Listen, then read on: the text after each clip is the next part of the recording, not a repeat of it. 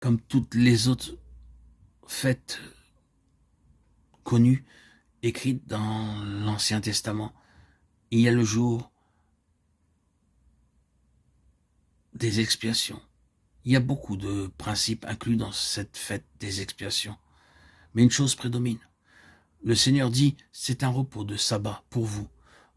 Vous ne ferez aucune œuvre. Lévitique 23, 32 et 31. C'est une fête pour rassembler le peuple du Seigneur dans le repos.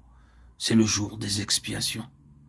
Maintenant, en laissant tous les autres éléments, notons la signification du repos de sabbat à ce moment-là.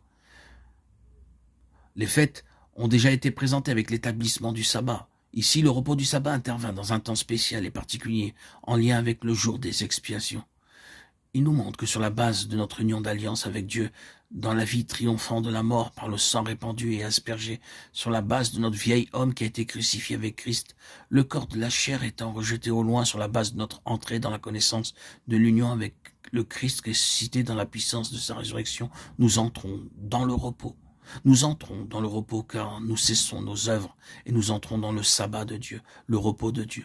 Nous prenons place dans une position où nous ne travaillons plus pour parvenir à un but, mais nous avons atteint le but, où le combat pour satisfaire Dieu cesse et Dieu est satisfait. Il considère ses œuvres et il est parfaitement satisfait. Nous entrons dans la satisfaction de Dieu. Le jour des expiations, dans l'œuvre expiatoire du Seigneur Jésus et dans la valeur expiatoire de son sang aspergé sur le propitiatoire en présence même de Dieu, Dieu a trouvé une réponse à tous ses désirs, à toutes ses demandes, et il est entré dans son repos, dans la pleine satisfaction en son Fils. Ce sang se trouve dans la présence de Dieu comme témoignage que tout est accompli et achevé, que Dieu se repose dans ce que le Seigneur Jésus a pleinement réalisé par son sang et qu'il n'y a plus d'efforts à fournir.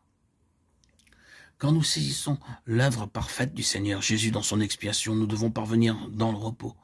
Tous les efforts fébriles pour satisfaire Dieu doivent être mis de côté. Et nous devons voir que Christ satisfait tous nos besoins pour nous devant le Père. Qu'en est-il de notre sanctification progressive? Y a-t-il plus rien à faire en nous? Oui, mais vous n'entrerez jamais progressivement dans l'imperfection, dans la sainteté, à moins que cette base soit entièrement posée. Le Seigneur Jésus a tout présenté pour vous, pour la satisfaction du Père. Nous croissons dans la grâce sur la base du fait que Christ a déjà accompli toute l'œuvre pour nous et que nous n'avons rien à faire pour ajouter à son œuvre en faveur de notre sanctification. Luther avait été envoyé à Rome pour une mission et il était très impatient de visiter la ville et ce lieu particulier de pénitence où il pourrait obtenir des indulgences et des privilèges spéciaux en montant les marches sur ses mains et ses genoux.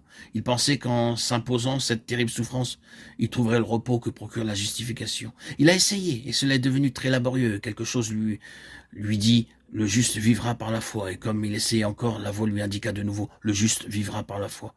Et comme il gravissait plusieurs marches, l'accent fut mis sur un mot, le juste vivra par la foi. Romains 1, 17. C'est ce qui l'a conduit à sa conversion et à l'abandon de tout le système romain de la justification par les œuvres.